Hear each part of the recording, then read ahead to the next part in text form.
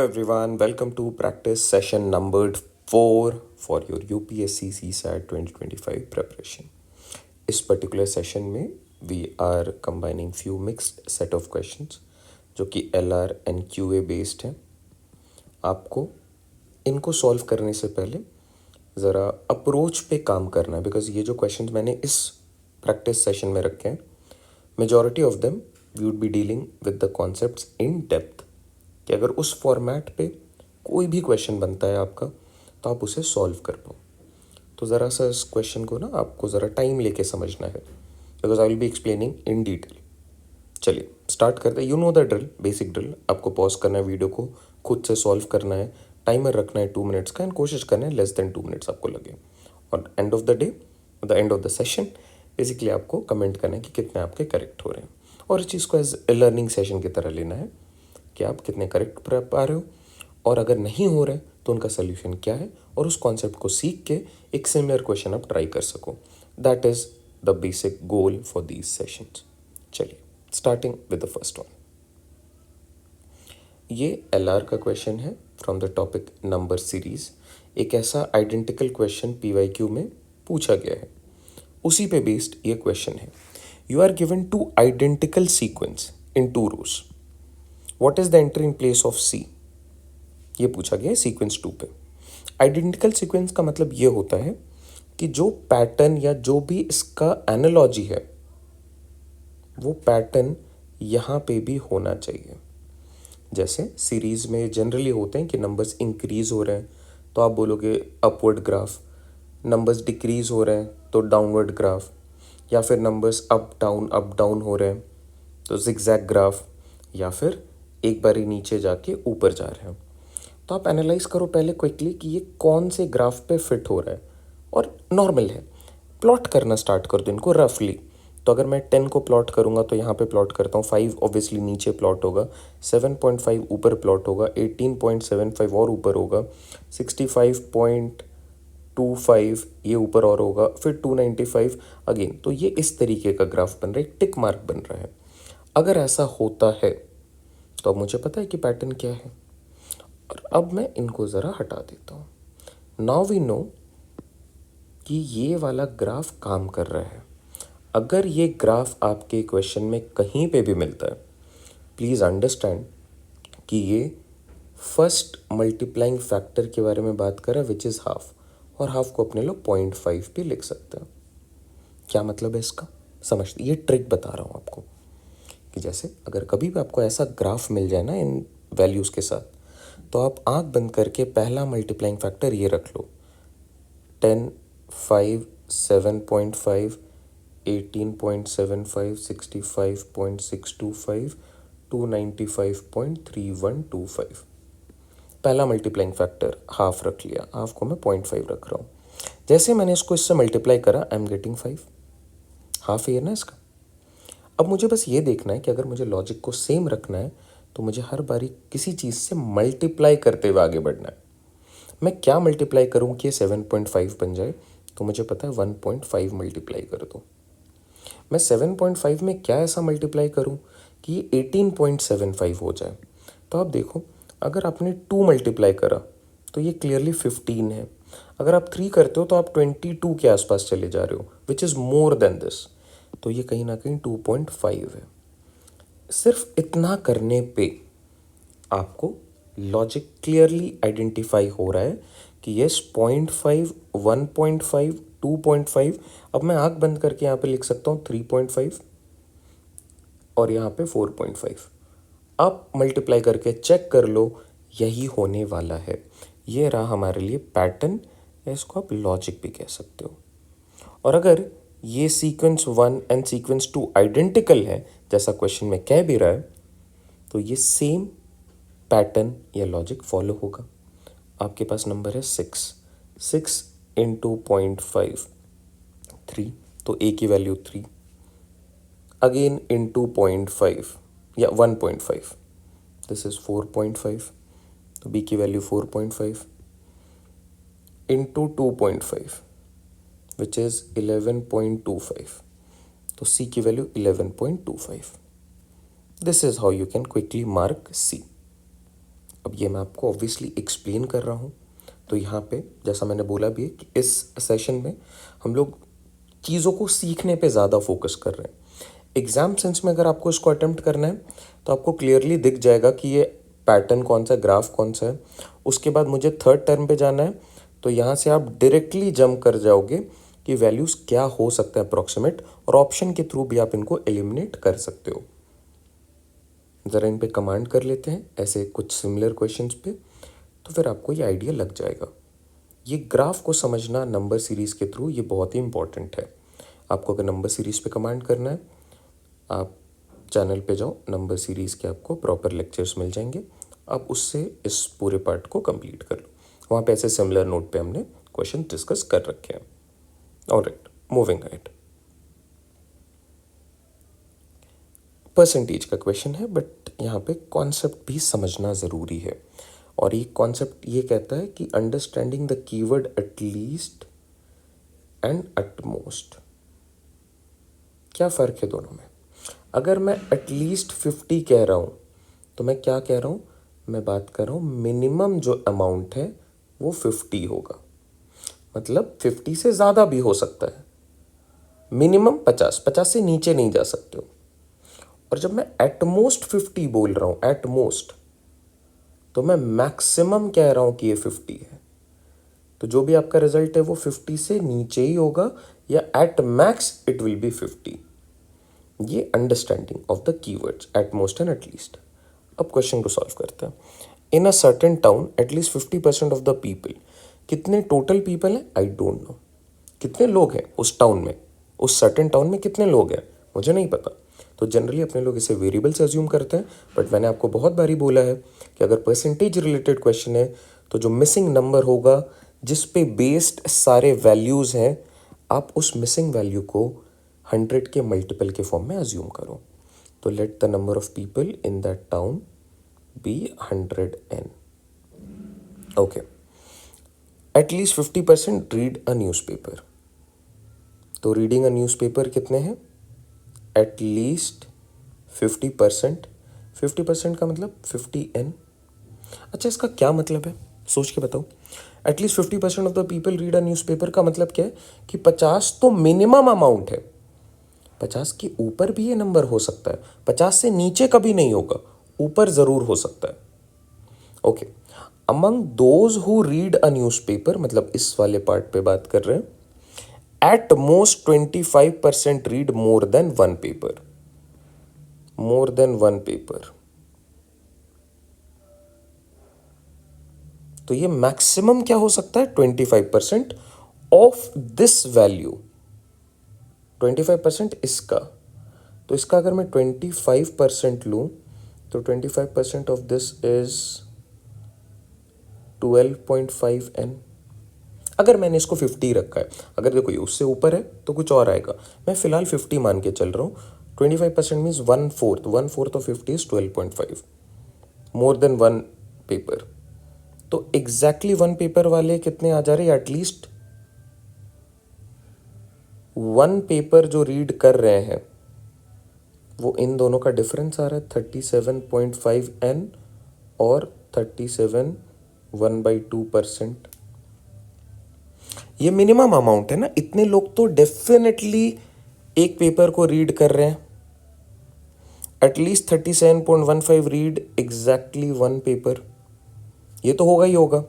अब अगर ये नंबर मैं बड़ा कर दूं तो इससे भी ज़्यादा इसकी वैल्यू आ जाएगी। तो एट लीस्ट में ये पार्ट करेक्ट है, एट मोस्ट में ये पार्ट बिल्कुल ही फॉल्स है।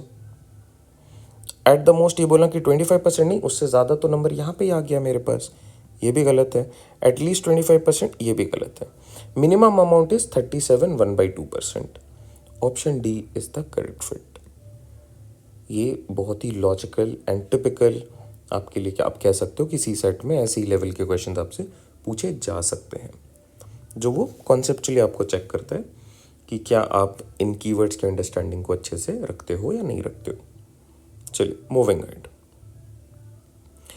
अ school has 120, 192, 144 students enrolled for science, arts, and commerce. All the students have to be seated in rooms for an exam such that each room has student of only the same course, मतलब आप इस course में जितने student हैं इसको इसके साथ mix नहीं कर सकते हो। And also all rooms should have equal number of students. अगर आपने इस रूम में 10 बच्चे बिठाए तो इसमें भी 10 ही बिठाने होंगे, आप इसमें 11 नहीं बिठा सकते हो। ओके, ये एक बड़ा नंबर है मेरे पास 120, 192, 144। मैं ज़रा इसे स्मॉलर वैल्यू पे रिड्यूस करता हूँ और पहले ज़रा इसको समझने की कोशिश करते हैं। ये जो टॉपिक है ये नंबर सिस्टम का पार्ट है एंड टिपिकली ये HCF का पार्ट है, या आप इसे कॉमन फैक्टर्स पे बेस्ड क्वेश्चन बोल सकते हो। ये बहुत बारी रिपीट होता है, पिछले साल भी इसी पे बेस्ड, इसके अंडरस्टैंडिंग पे बेस्ड क्वेश्चन पूछे गए हैं, तो इसको ज़रा अच्छे से समझना, टाइम लेके समझना। चलो मैं एक एग्जाम्पल के थ्रू समझा भी रहा हूँ। Let's suppose there are 10 students in science, 20 students in arts and 30 students in commerce. ये 3 डिफरेंट सेग्रीगेटेड है। आपके हिसाब से आप जैसे इनको बिठाओगे रूम्स में तो आप बच्चों को इंटरचेंज नहीं कर सकते हो और सारे बच्चे बैठ भी जाने चाहिए and each room should have equal number of students. तो क्या मैं इसको ऐसे देख के बोल सकता हूँ कि अगर मैंने 10 बच्चों को एक रूम में बिठाया तो मेरे साइंस वाले एक रूम में ही सारे बैठ जाएंगे, आर्ट्स के लिए मुझे ऐसे 2 रूम्स लगेंगे और कॉमर्स के लिए मुझे ऐसे 3 रूम लगेंगे और सबकी स्ट्रेंथ कितनी है 10।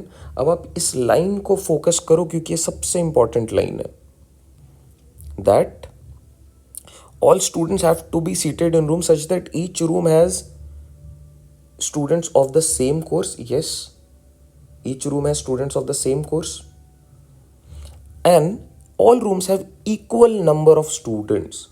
All rooms have equal number of students, exactly same students. Okay, क्या मैं ऐसा कह सकता हूँ कि मैं यहाँ पे 10 ना बिठा के 5-5 करके भी बिठा सकता हूँ? यस। तो अगर मैं 5-5 करके बिठाता हूँ तो साइंस में मुझे लगेंगे 2 रूम्स, आर्ट्स में मुझे ऐसे लगेंगे 4 रूम्स और कॉमर्स में मुझे ऐसे लगने वाले हैं 6 रूम्स। हाँ या ना? अगेन जो रेस्पेक्टिव नेसेसरी रेस्ट्रिक्शंस है क्या वो फॉलो हो रहे हैं? Each room have student of the same course, yes, same course के स्टूडेंट्स हैं and all the rooms have equal number of students, yes. क्या आप 2-2 करके स्टूडेंट बिठा सकते हो? डेफिनेटली। क्या आप 1-1 करके स्टूडेंट बिठा सकते हो? यस। तो दिस इज द कॉन्सेप्ट। अब जरा इस क्वेश्चन को इस लेवल पे एक बार ही सॉल्व करते हैं। The least number of rooms required. अगर आपको रूम्स को कम से कम रखना है तो आपको एक रूम में ज़्यादा से ज़्यादा लोगों को बिठाना पड़ेगा, ज़्यादा से ज़्यादा लोगों को, बट ये नेसेसरी कंडीशंस फॉलो होने चाहिए। तो अगर मैं ज़्यादा से ज़्यादा लोगों को बिठाऊं तो मैं 10-10 करके बिठा सकता हूँ, तो 1 2 3 4 5 6 रूम्स लगेंगे। The number of possible room sizes. Possible room sizes का मतलब है कॉमन फैक्टर। तो आप 1 स्टूडेंट करके बिठा सकते हो, आप 2 स्टूडेंट करके बिठा सकते हो। क्या आप 3 स्टूडेंट्स करके बिठा सकते हो? नो, बिकॉज 3 स्टूडेंट्स करके यहाँ पे 1 स्टूडेंट लेफ्ट आउट होगा, यहाँ पे 2 स्टूडेंट लेफ्ट आउट होंगे, ये कैंसिल आउट हो जाएगा। सो 1 is a possible batch size, 2 is a possible batch size, 5 is a possible batch size, 10 is a possible batch size. So the number of possible room sizes are 4. And what are these values? These are the common values, common factors. The largest possible room size is 10 students in each room. अब I hope आपको ये concept समझ में आ गया। अब जरा आप इस क्वेश्चन पे जंप कर जाओ क्विकली। तो मेरे पास है साइंस, आर्ट्स एंड कॉमर्स पे 120, 192 एंड 144 स्टूडेंट्स। आपको जल्दी से इनको कॉमन फैक्टराइज कर, प्राइम फैक्टराइज कर लेना है बेसिकली।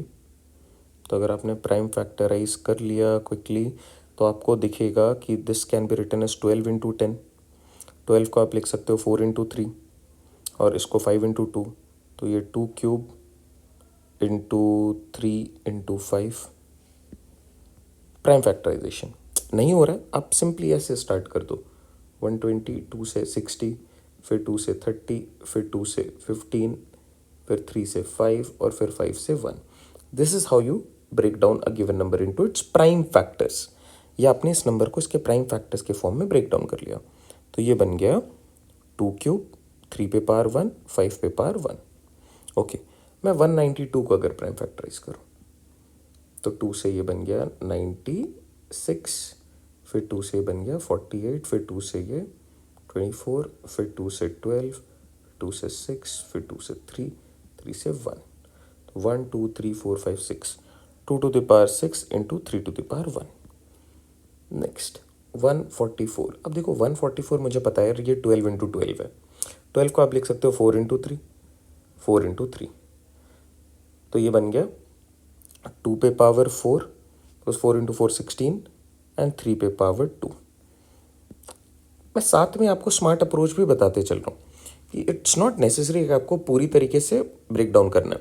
आप ज़रा अगर कैलकुलेशन फास्ट हो, जैसे 120, आपको ही पता है ये 12 इंटू 10 है। 12 can be written as 4 into 3, 10 can be written as 5 into 2। आपको पता है एक 2 यहाँ पे, 2 2s यहाँ पे, तो ये बन गया 2 3 टाइम्स, 3 1 टाइम, 5 1 टाइम। क्लियर है? All right. अब आप बताओ the least number of rooms required to do so. Rooms अगर कम से कम रखने हैं तो मुझे इनका हाईएस्ट कॉमन फैक्टर देखना होगा। इनमें हाईएस्ट कॉमन फैक्टर क्या है? तो 2 की हाईएस्ट पावर क्या है? 2 की हाईएस्ट पावर है 3, तो इनका HCF आ रहा है 2 की हाईएस्ट पावर 3। और कुछ कॉमन आ रहा है? Yes, 3 is also common, 3 1 time common है, तो 8 3 ज़ा 24, 24 इज द HCF। तो अगर मैं एक रूम में 24 स्टूडेंट्स को रखता हूँ तो मुझे इसमें लगेंगे 5 रूम्स। 192/24 इस जगह पे मुझे लगेंगे 8 रूम्स। 144/24 यहाँ पे लगेंगे मुझे 6 रूम्स। टोटल कितने हो गए? 19 रूम्स टोटल हो गए। 19 rooms, option A is the, मतलब ये स्टेटमेंट तो बिल्कुल करेक्ट है। अब सेकंड देखते हैं, the number of possible room sizes. Room size क्या क्या पॉसिबल है आपके पास? तो आप एक स्टूडेंट रख सकते हो, आप 2 स्टूडेंट रख सकते हो, देख रहे हो सारी इवन नंबर्स हैं। आप 3 भी रख सकते हो बिकॉज 3 सब में प्रेजेंट है। आप 4 भी रख सकते हो बिकॉज 4 भी प्रेजेंट है, 2 टू द पावर 2। क्या आप 6 रख सकते हो? 2 इंटू 3 2 इंटू 3 2 इंटू 3, यस। क्या आप 8 रख सकते हो? Yes, 2 cube 2 cube 2 cube, everywhere it is present. क्या आप 12 रख सकते हो? 4 इंटू 3, यस। क्या आप 24 रख सकते हो? यस। तो 1 2 3 4 5 6 7 8, 8 is the possible room sizes. क्या आप या तो उनको ग्रुप्स करो into groups of 1 student, groups of 24 students, 6 student 6 student, ऐसे करके। तो ये 7 बोलना ये गलत हो गया। Statement 2 is wrong. The largest possible room size is 24 students in each room. Largest possible room size is basically HCF। अब आपको समझ में भी आ रहा है कि यहाँ पे क्यों HCF लिया है लॉजिकली, कि क्यों HCF लिया जा रहा है, एक्सप्लेन कर दिया मैंने। 24, yes, 24 is the highest amount of students you can put in a particular room, और इस तरीके से ये स्टेटमेंट भी करेक्ट होता है।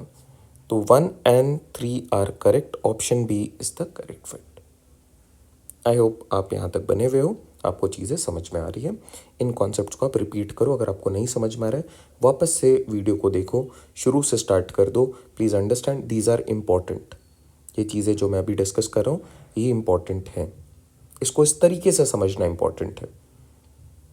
All right, again number system remainder theorem का क्वेश्चन है, और ये एक सिंपल कॉन्सेप्ट पे बेस्ड है कि अगर मेरे पास सक्सेसिव नंबर्स हैं या कॉन्जिक्यूटिव नंबर्स हैं, मैं किनको कॉन्जिक्यूटिव नंबर्स कह रहा हूँ रिमाइंडर थियरम में, जहाँ पे गैप 1 का है।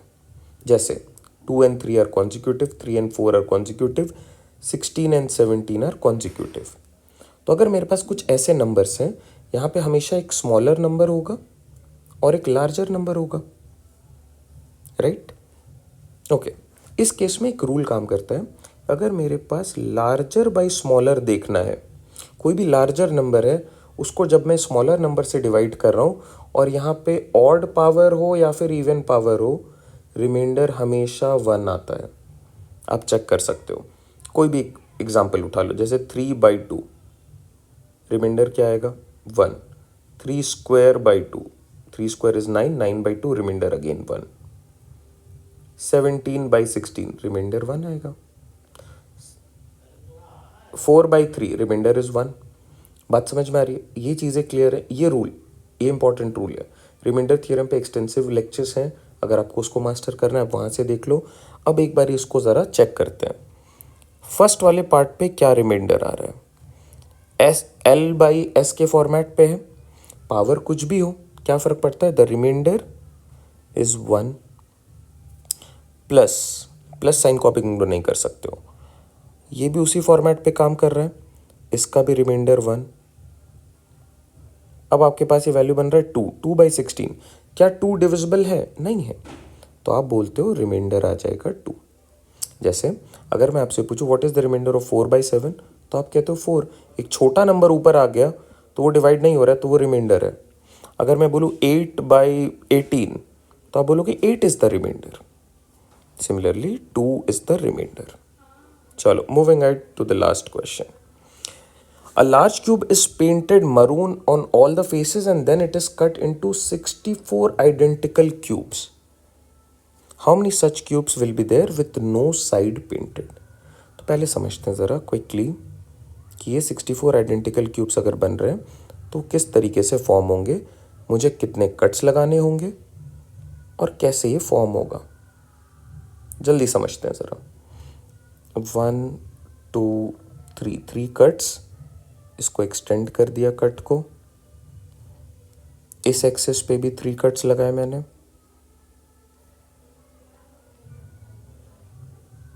और इस तरफ भी मैंने 3 कट्स लगाए। 1 cut, 2 cut and the 3rd cut.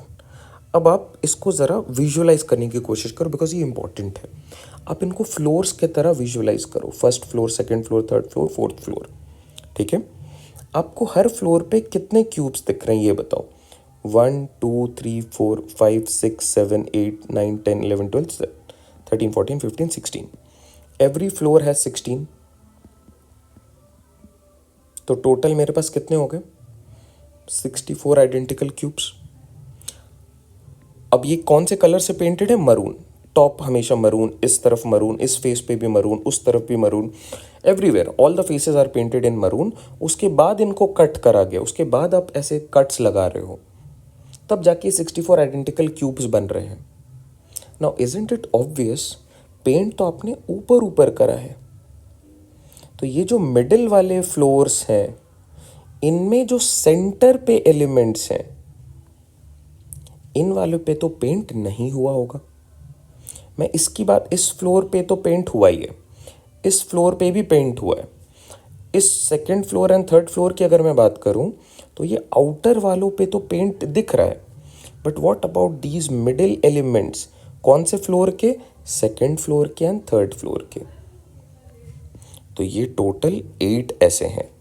इस वाले में है मेरे पास 4 एंड इस वाले में है 4। Total 8 cubes with no face painted. ये समझ में आ रहा है? 8। या मैं इसे ऐसे भी बोल सकता हूं, how many small cubes will be there which are covered by other cubes from all the faces।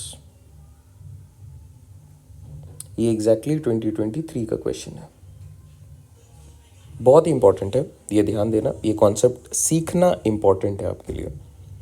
अब इस पे एक बेसिक सा सवाल मैं कह रहा हूँ कि अगर मान लो मेरे पास ये ऐसे 64 आइडेंटिकल क्यूब्स हैं, तो मैं इसके ऊपर में और कितने ऐसे ही छोटे छोटे क्यूब्स लगाऊं कि ये पूरी तरीके से कवर्ड हो जाए। क्वेश्चन सुनना, मैं एक क्वेश्चन आप सबके लिए कह रहा हूँ कि if I have 64 identical cubes and they are stacked into a large cube, how many cubes, identical cubes do I need in order to cover these 64 cubes? कितने मैं छोटे छोटे ऐसे क्यूब्स लगा दूं कि ये पूरी तरीके से कवर हो जाए। इसका आप आंसर कमेंट करो। ये इंपॉर्टेंट क्वेश्चन है, ऐसा क्वेश्चन पूछा नहीं गया है, बट हाँ ये एक्सपेक्टेड ज़रूर है। नेक्स्ट प्रैक्टिस सेशन में ऐसे एक क्वेश्चन को डिस्कस करूँगा, बट हाँ अभी आप ज़रा इनको कमेंट करो और आप ये भी बताओ कि आपके कितने करेक्ट हो रहे हैं। Thank you all, thanks for watching, happy learning everyone, take care.